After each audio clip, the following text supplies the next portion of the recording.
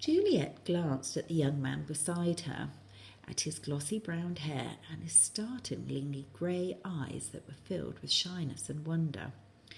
His mouth was curved in a half smile, and though it made her blush to look, Juliet found that she could not take her eyes from his face or her hand from his.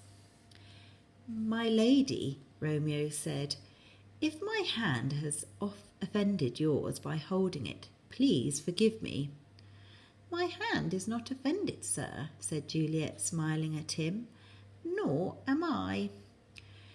Some power that neither of them understood had drawn them together, like a moth to a flame. They kissed, and the ballroom, the musicians and the dancers seemed to disappear, leaving them feeling as though they were the only two people in the world.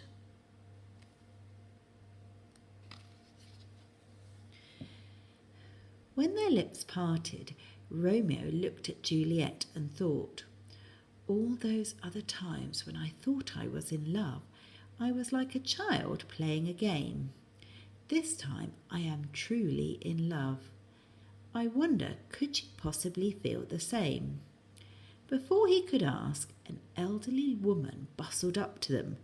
"My lady," she said to Juliet, "your mother is asking for you." Juliet frowned, shrugged helplessly at Romeo, then turned and walked away. Romeo caught the old woman by the arm. "Do you know that lady?" he demanded. "Why, sir, she is Juliet, Lord Capulet's daughter," said the woman. "I've been her nurse since she was a baby, and I know who you are too, young man.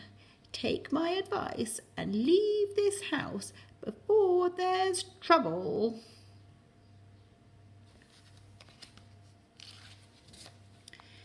That night, Juliet couldn't get to sleep.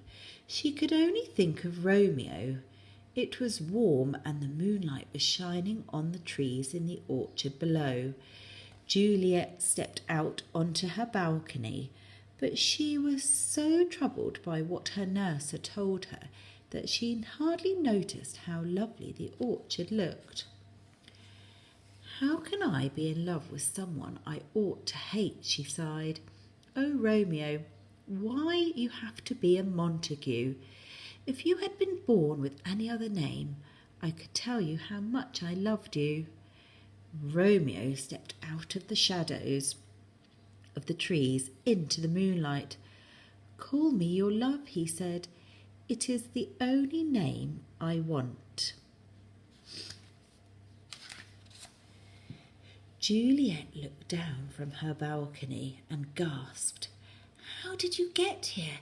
If anyone catches you, they will kill you." "I climbed the orchard wall," said Romeo. "I had to see you again. I loved you the moment I first saw you, and I wanted to know if you felt the same." Juliet's face brightened with joy, then darkened in doubt. "How can I be sure of your love?" she said.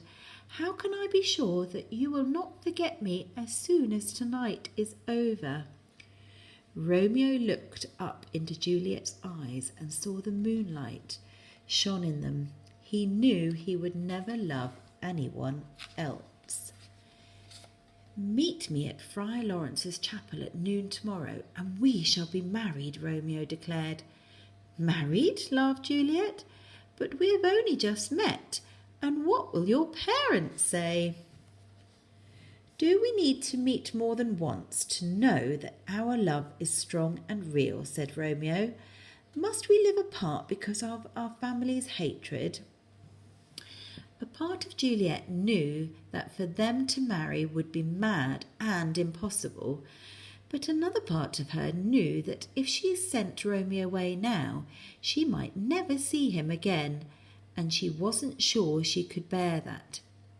"Yes," she said, "yes, I believe what we feel for each other is true, and yes, I'll meet you tomorrow at the chapel at noon." So the next day, Romeo and Juliet were married.